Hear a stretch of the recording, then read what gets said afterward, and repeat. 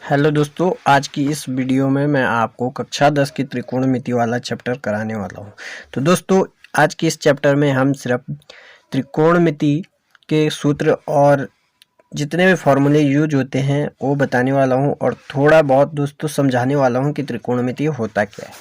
तो दोस्तों, आपको सबसे पहले त्रिकोणमिति आना चाहिए कि त्रिकोणमिति की परिभाषा क्या है। तो दोस्तों, यहाँ पे लिखता हूँ मैं त्रिकोणमिति। तो दोस्तों, त्रिकोणमिति होती क्या है, मतलब कि आपको इसी से पता चल रहा होगा त्रिकोणमिति यानी कि तीन कोणों की मिति, तीन कोणों का माप। तो दोस्तों, त्रिभुज होता है जो, जैसे कोई त्रिभुज है तो इसमें हम त्रिकोणमिति का यूज करते हैं। तो दोस्तों, मैं इससे पहले आपको ये बता दूं कि त्रिकोणमिति का यूज कहाँ कहाँ किया जाता है और क्यों किया जाता है। तो दोस्तों, आप जैसे कहीं भी घूमने जाते होंगे तो आपको कोई पेड़ दिखाई देता होगा, कोई नदी दिखाई देती होगी, उनकी लंबाई कैसे नापी जाती है। तो दोस्तों, या फिर आप कहीं जा रहे हो, कुतुब मीनार देखने जा रहे हो, कुतुब मीनार की हाइट आपको देखनी है तो कैसे पता लगानी है। तो दोस्तों, सबसे पहले जहाँ पे आप जा सकते हैं वहाँ तो आप इंच टेप का प्रयोग कर सकते हैं, वहाँ से उसकी लंबाई नाप सकते हैं या दूरी नाप सकते हैं। और दोस्तों, जैसे आप कहीं जा रहे हो, ये ज़मीन है और यहाँ पे कुतुब मीनार है और आप यहाँ पे खड़े हैं, और दोस्तों आपको सिर्फ यहाँ से यहाँ तक की लंबाई पता होनी चाहिए। अगर आपको ये लंबाई पता है और आप यहाँ पे खड़े हैं तो भी दोस्तों हम इसकी हाइट नापने के लिए, ये ऊंचाई नापने के लिए हम त्रिकोणमिति का प्रयोग करते हैं। और कैसे करते हैं, जैसे यहाँ से आप देख रहे हैं तो दोस्तों आपको ये कोण पता होना चाहिए और यहाँ से यहाँ तक की दूरी पता होनी चाहिए, तब जाके दोस्तों हम यहाँ पे दूरी निकाल सकते हैं। या फिर आपको ये वाला कोण पता होना चाहिए कि आपकी आंख पर कितने डिग्री का कोण बन रहा है। तो दोस्तों, ऐसी जगह पे त्रिकोणमिति का यूज किया जाता है। अब दोस्तों, त्रिकोणमिति होती क्या है, तीन कोणों की मिति यानी कि तीन कोणों की मिति। अब दोस्तों, अब टेंथ में क्या है इसकी परिभाषा तो मैं आपको बता देता हूँ। तो दोस्तों, त्रिकोणमिति मैं आपको बता देता हूँ पहले त्रिकोणमिति होती क्या है। तो दोस्तों, यह है त्रिकोणमिति। वैसे दोस्तों, शब्द से तो मैंने आपको बता दिया कि क्या है, तीन शब्दों से मिलकर बना है। लेकिन वैसे अगर हम जानें तो त्रिभुज में कोणों तथा भुजाओं के बीच संबंध होता है, उससे त्रिकोण, इसका अध्ययन त्रिकोणमिति कहलाता है। यानी कि त्रिकोणमिति होती क्या है, त्रिभुज के में भुजाओं तथा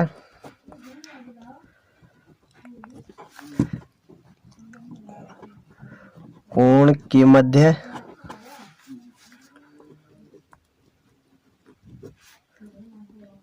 संबंध का अध्ययन। तो दोस्तों, ये हो गया त्रिकोणमिति। अब दोस्तों, क्लास 10th की बात करते हैं। क्लास 10th में क्या है, त्रिकोणमिति। तो क्लास 10th में केवल दोस्तों समकोण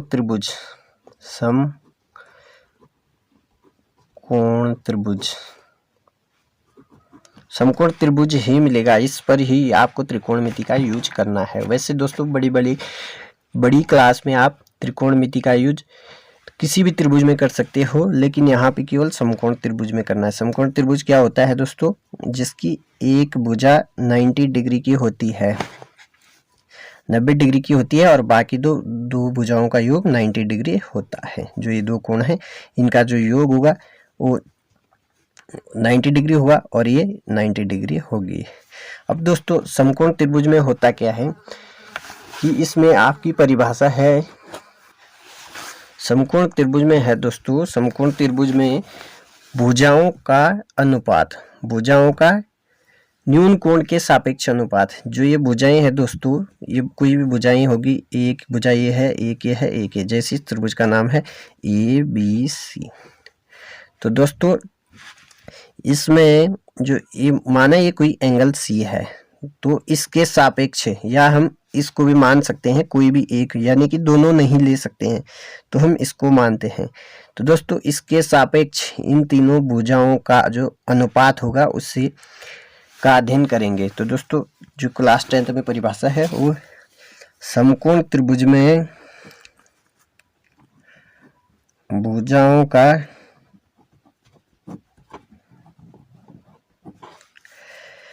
न्यून कोण के सापेक्ष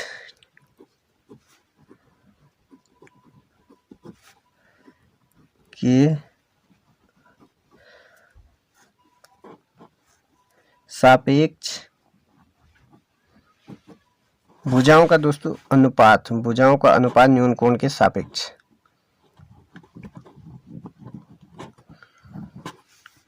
न्यून कोण के सापेक्ष अध्ययन, बस यही करना है हमको क्लास 10th में।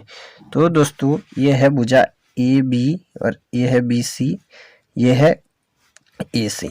तो दोस्तों यहाँ पे तीन भुजाएं हैं, तो जैसे हम यहाँ पे ये इसको हम थीटा कोण मान लेते हैं, ठीक है। अब दोस्तों जो ये अनुपात है, तो इसका अनुपात क्या होगा, ये क्या होगा, इसके सामने वाली, ये इसको बोलते हैं संलग्न भुजा,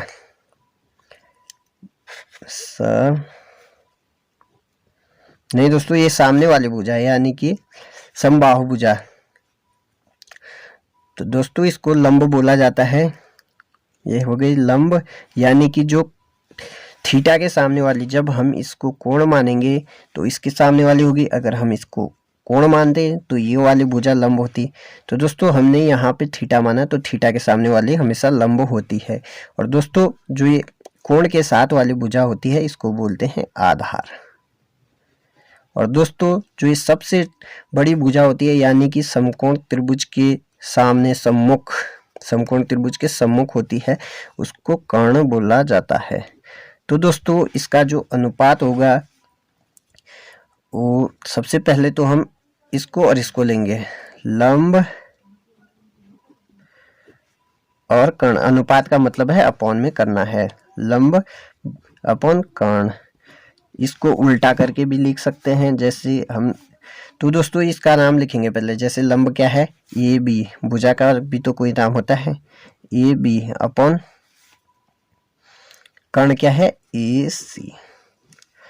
तो दोस्तों एक तो ये हो गया, और इसको हम उल्टा करके भी लिख सकते हैं, यानी कि कर्ण बटे लंब, तो कर्ण हो गया AC अपॉन AB।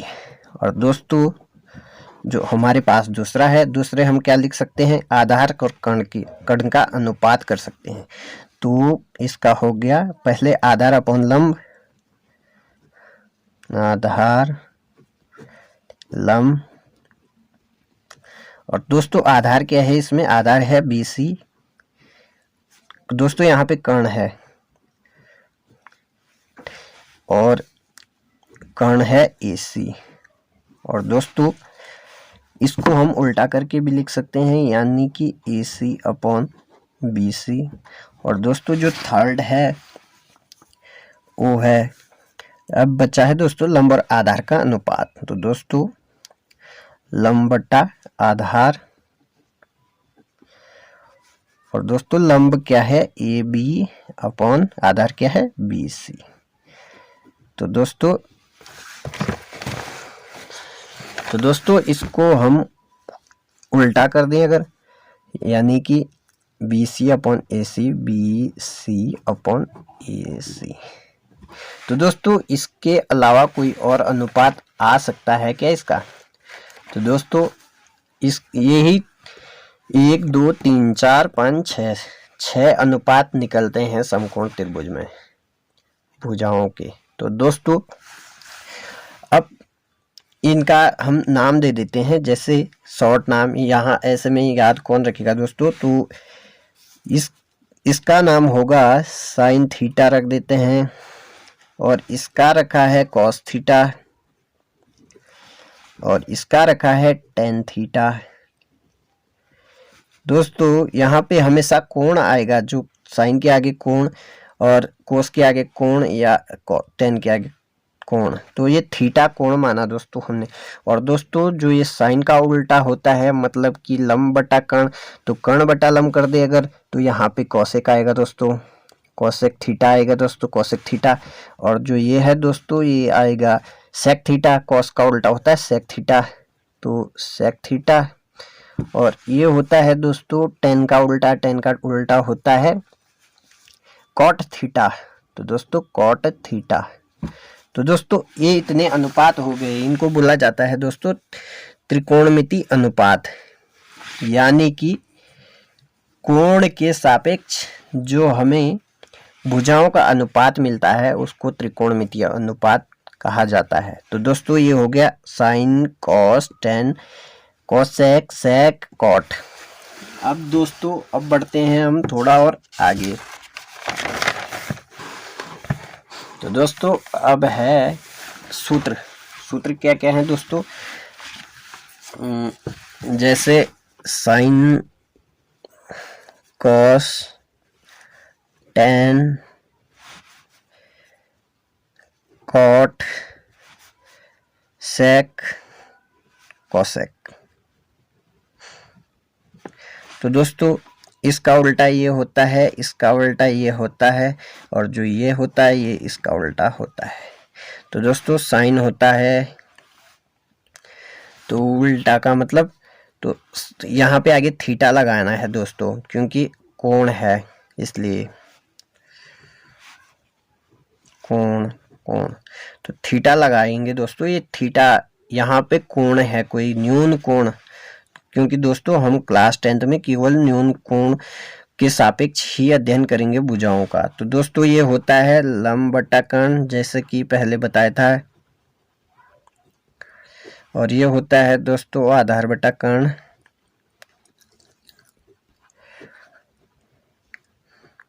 और ये होता है दोस्तों लंब बटा आधार। और बाकी जो ये दोस्तों ये टेन का उल्टा है, यानी कि आधार बटा लंब होगा दोस्तों।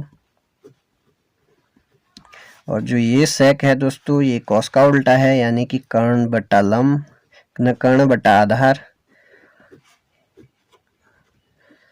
और दोस्तों ये साइन का उल्टा है, यानी कि कर्ण बटा लंब, कर्ण बटा लंब। और दोस्तों इसके अलावा जो इसका मान होता है दोस्तों वो होता है, इसको हम 1 कोसेक थीटा भी लिख सकते हैं दोस्तों, और इसका जो और कोई मान नहीं होता है। और दोस्तों इसका जो है, इसका हम 1 सेक थीटा लिख सकते हैं, क्योंकि इसका उल्टा है। और दोस्तों ये है 10, तो 10 के 2 मान होते दोस्तों, ये बहुत ही मोस्ट है दोस्तों, इसका आपको पता होना चाहिए। जैसे हम कोई भी क्वेश्चन करते हैं अगर, तो 10 की जगह 1 कॉट थीटा लिख सकते हैं। और दोस्तों ये इन दोनों का उल्टा होता है, मतलब कि ये अपॉन ये, यानी कि sine upon cos theta, sine theta upon cos theta. तो दोस्तों ये होता है ये। और दोस्तों इसके बाद है कॉट। कॉट होता है 10 का उल्टा, यानी कि 1 ये भी इसका भाई है दोस्तों, तो आपको पता होना चाहिए कि इसका भी बहुत मोस्ट होगा 1/10 थीटा। और दोस्तों इससे काम नहीं चलता तो आप cos theta upon sine theta भी लगा सकते हो। अब दोस्तों ये है इसका उल्टा, यानी कि सेक 1 कॉस थीटा। और दोस्तों ये है साइन का उल्टा, तो ये हो जाएगा साइन का उल्टा मतलब कि 1 साइन थीटा, 1 साइन थीटा। तो दोस्तों इसका एक बहुत ही इजी फॉर्मूला भी होता है दोस्तों। वो फॉर्मूला क्या है, यहाँ पे आपको ये याद होना चाहिए, लाल बटे कक्का, कक्का। तो दोस्तों इसका मतलब है ये हो गया साइन कॉस 10, और इनको उल्टा करके कोसेक कॉट और सेक आ जाएगा। तो दोस्तों ये साइन कैसे है, लंब बटा कर्ण यानी कि साइन हो गया, आधार बटा कर्ण यानी कि कॉस हो गया, और लंब बटे आधार यानी कि टेन हो गया। और दोस्तों इनको उल्टा करें अगर तो ये आएगा कॉट आएगा, ये सेक आएगा, फिर ये कॉसेक आएगा। तो दोस्तों ये आपको याद रखना है सिर्फ, बस बाकी बात सारे फॉर्मूले आपको अपने आप आ जाएंगे। अब दोस्तों इसके बाद है सर्वसमीका। अब है दोस्तों आपका सर्वसमीका। क्या है दोस्तों, सर्वसमीकाएं। तो दोस्तों ये सर्वसमीकाएं बहुत ही इम्पोर्टेंट हैं दोस्तों, क्योंकि बहुत सवालों पे आपको सर्वसमीकाएं यूज करना पड़ता है। तो दोस्तों जो फर्स्ट सर्वसमीका है हमारी वो है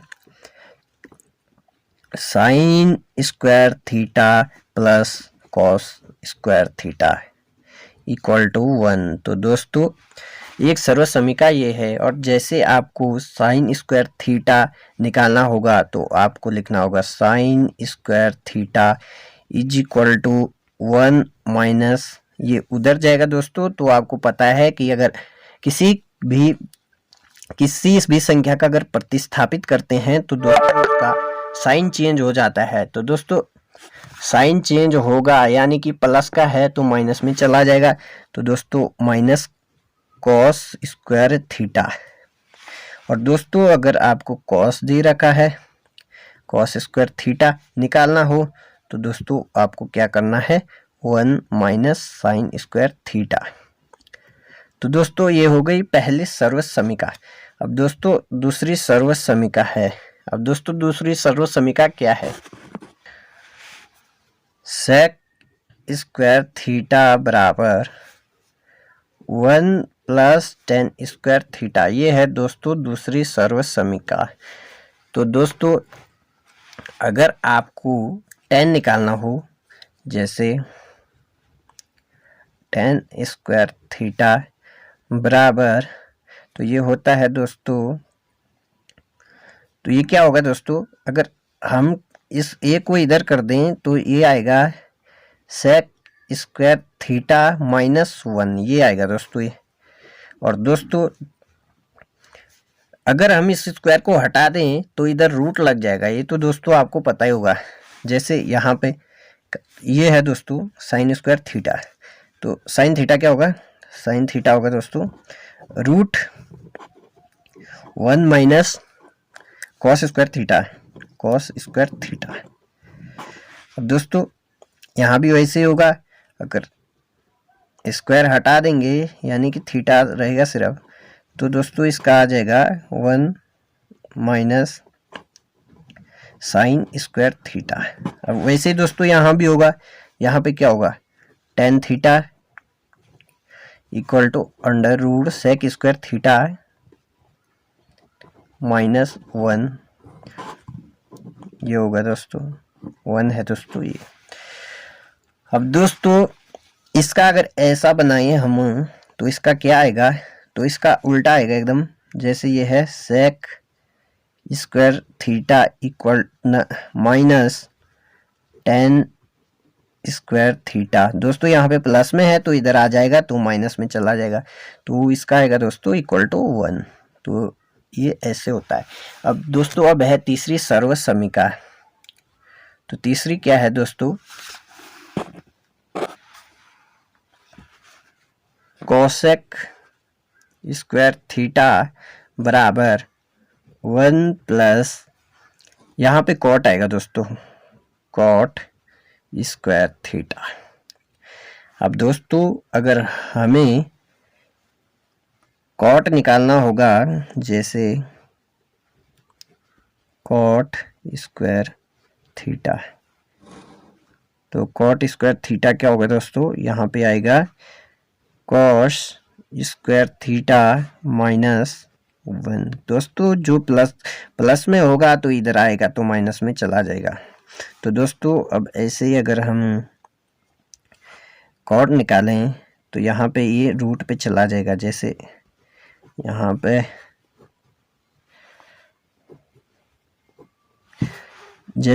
पे कॉट थीटा निकालेंगे तो दोस्तों यहाँ पे आ जाएगा कॉस स्क्वायर थीटा -1। और दोस्तों ऐसे ही अगर ऐसा बनाने की कोशिश करें तो ये आएगा cot square theta minus cos है दोस्तों, ये cos square theta minus cot square theta equal to 1। अब दोस्तों हमारे 2-3 टॉपिक क्लियर हो गए हैं। अब बढ़ते हैं हम चौथे टॉपिक। और चौथा क्या है दोस्तों? चौथा है हमारा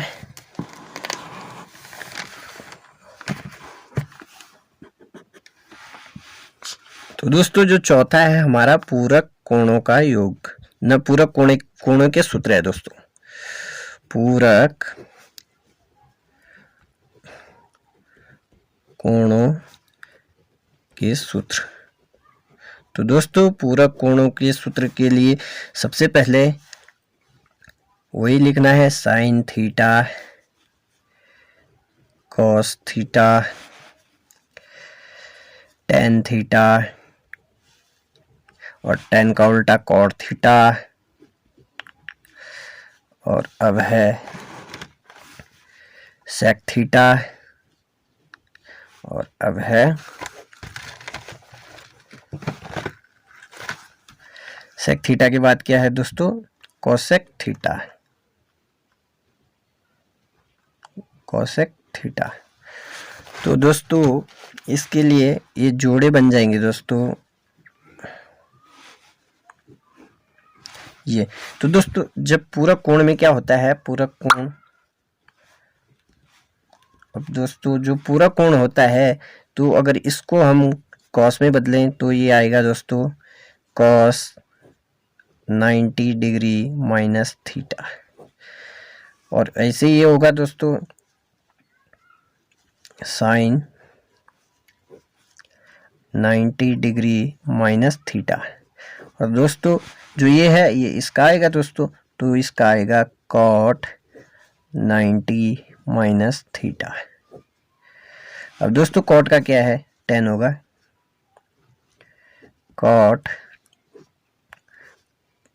10 आएगा दोस्तों 10, ये 10 है दोस्तों 10। तो 10 का क्या आएगा दोस्तों? 10 का आएगा 90 माइनस थीटा।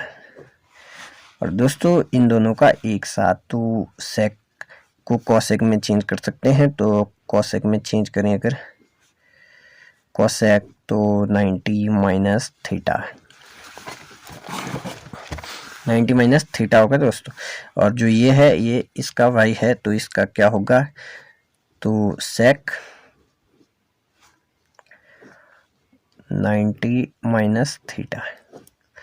दोस्तों वीडियो बहुत ही लंबा हो गया, तो दोस्तों अब हम कल की वीडियो में यानी कि आने वाली नेक्स्ट वीडियो में आपको सारणी बताऊंगा कि जो 90 डिग्री का मान कितना होता है, साइन 30 का मान कितना होता है, साइन 0 का कितना होगा।